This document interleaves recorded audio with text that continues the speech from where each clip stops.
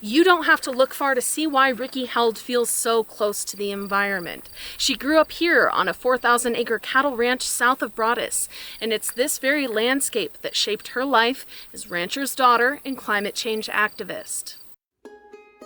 Within this ranching community, everyone's very reliant on the land for our livelihoods. Deep in the southeast corner of Montana, sprawling prairie and sandstone buttes are set against the Powder River. This was Rikki Held's playground. Sagebrush, and I always like the smell of it coming home. Now 22, she still loves coming home. The ranch is just my favorite place in the world, and I really valued being able to grow up here and have this space to grow and learn.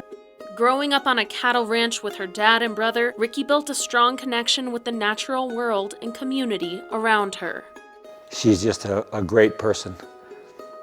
People have always liked her. She has been able to talk with adults since she was very young. Life on the ranch inspired Rikki's interest in science, but over time, Rikki started seeing other changes. Things like wildfires, smoke, drought, and water variability, less snowpack, more extreme events such as hail that damages crops. The impacts of climate change on her ranch led Rikki, then a freshman in college in Colorado, to approach a group from Oregon planning to take action against the state of Montana. They explained that it was a constitutional lawsuit and that we have rights in our Constitution, such as to a clean and healthful environment, and the case just made perfect sense to me, and I was really excited about it. The lawsuit was filed in 2020. Rikki was the only one of the 16 plaintiffs who was legally an adult at the time, so her name stuck out.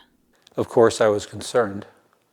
It's my little girl, and I know in this climate that can bring a lot of risks. But Steve's faith in his daughter ties back to the very name printed on the lawsuit.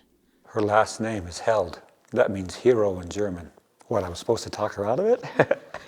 The youth plaintiffs were challenging Montana's energy policy, which forbids the state from considering the impacts of greenhouse gas emissions on climate change. It kind of felt unbelievable. I felt like our stories were heard. A spokesperson for Montana Attorney General Austin Knudsen called the ruling absurd and says his office plans to appeal the decision. Rikki says she knows the appeal is coming, but she's already planning the next steps of her life.